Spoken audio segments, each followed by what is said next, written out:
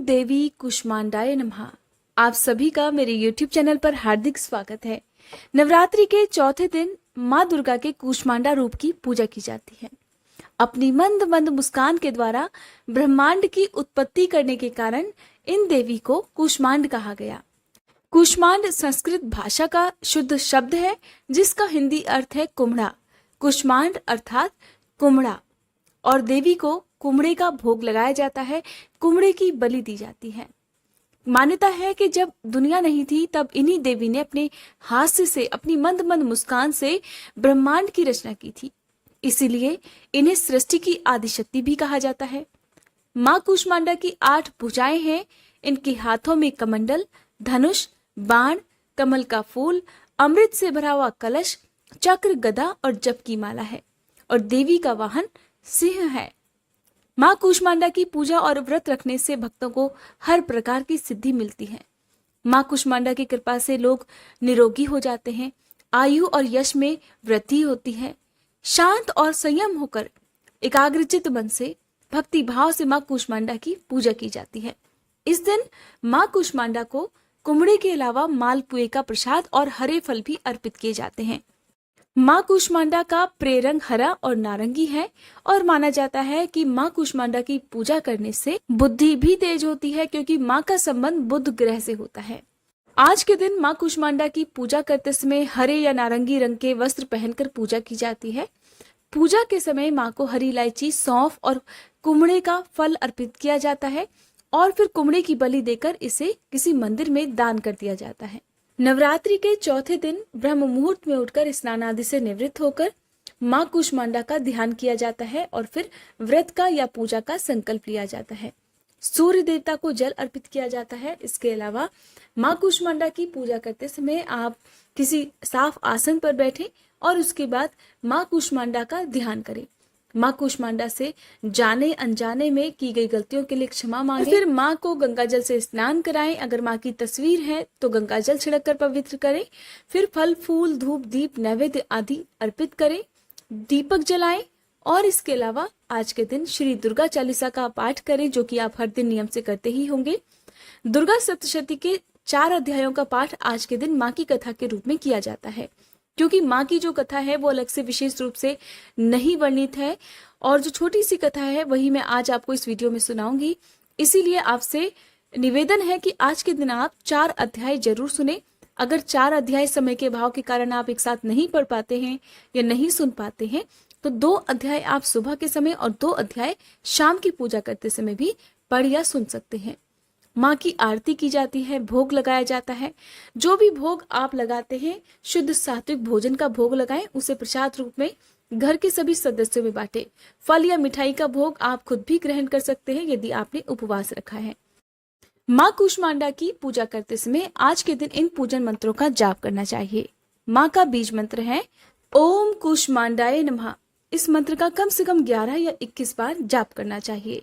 प्रार्थना है वंदे वांछित कामार्थे चंद्रार्थ कृत शेखराम सिंहरूणाम अष्टभुजा कुष्मांडा यशस्विनीम। इस मंत्र के बाद आपको माँ की स्तुति करनी चाहिए। माँ की स्तुति मंत्र है या देवी सर्वभूतेषु सृष्टि रूपेण संस्थिता नमस्तस्यै नमस्तस्यै नमस्तस्यै नमो नमः। इन मंत्रों के जाप के साथ ही आपको व्रत की कथा पढ़नी या सुननी चाहिए। माँ की व्रत कथा इस प्रकार है। कुत्सितः कुष्मा कुष्मा त्रिविध तापयुतः संसारः स अंडे मांसपेश्याम उदर रूपाया यस्याः सा कूष्मांडा। अर्थात वह देवी जिनके उदर में त्रिविध ताप यानी कि दैहिक, भौतिक और दैविक ताप युक्त संसार स्थित है, वही देवी कूष्मांडा है। और देवी कूष्मांडा इस संपूर्ण जगत की अधिष्ठात्री देवी मानी गई है। जब सृष्टि का निर्माण भी नहीं हुआ था, उस समय चारों ओर अंधकार ही अंधकार था। देवी कूष्मांडा जिनका मुखमंडल सैकड़ों सूर्यों की आभा से चमकता है, ऐसे समय में वह प्रकट हुई। उनके मुख पर फैली मुस्कुराहट के कारण सृष्टि का जन्म प्रारंभ हो गया था। इसलिए यह देवी कूष्मांडा के रूप में जगत विख्यात हुई। ब्रह्मांड की रचना करने के बाद देवी कूष्मांडा ने त्रिदेवों अर्थात ब्रह्मा, विष्णु और महेश और त्रिदेवियों अर्थात काली, लक्ष्मी और सरस्वती को उत्पन्न किया और माँ दुर्गा का चौथा स्वरूप इस पूरे ब्रह्मांड का निर्माण करने वाला माना जाता है। कहते हैं माँ दुर्गा के इस रूप की उपासना भक्तों के तेज में वृद्धि करती है। माँ के तेज के समान ही उनके भक्तों की ख्याति भी 10 दिशाओं में पहुंचती है। माँ की पूजा करने से हर प्रकार के रोग, शोक, दुख दूर हो जाते हैं और इनकी पूजा करने से आयु, यश, बल और आरोग्य की वृद्धि होती है। ये थी माँ कूष्मांडा की कथा। अब आप ऊपर स्क्रीन पर माँ कूष्मांडा की आरती भी पढ़ सकते हैं, जिसे माँ कूष्मांडा की पूजा करते समय सुबह और शाम दोनों ही समय करना चाहिए। माँ की आरती करते समय लौंग और कपूर जलाकर आरती की जाती है।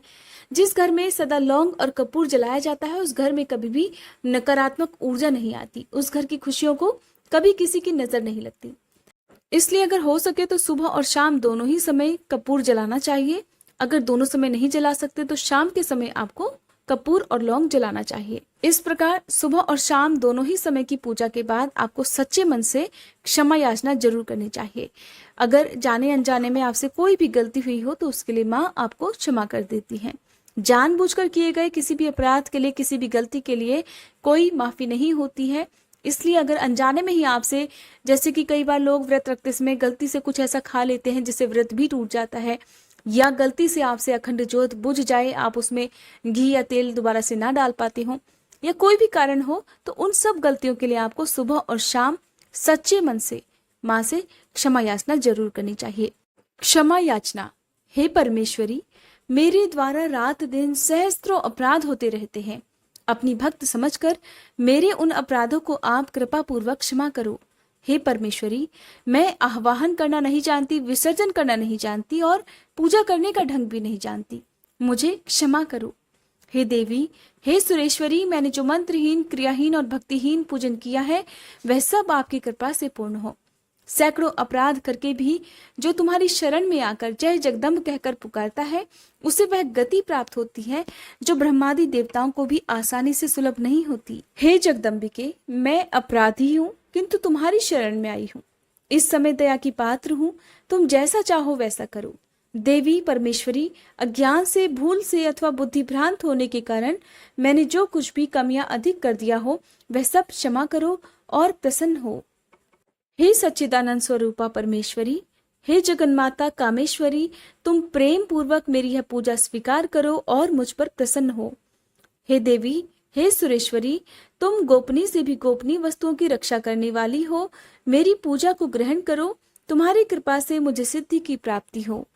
इस प्रकार सच्चे मन से की गई क्षमा याचना माँ जरूर स्वीकार करती हैं। ये थी आज की वीडियो। उम्मीद करती हूँ ये जानकारी आपको पसंद आई होगी। आप हमारे चैनल पर अब अष्टमी और कन्या पूजन से रिलेटेड वीडियोस भी देख सकते हैं।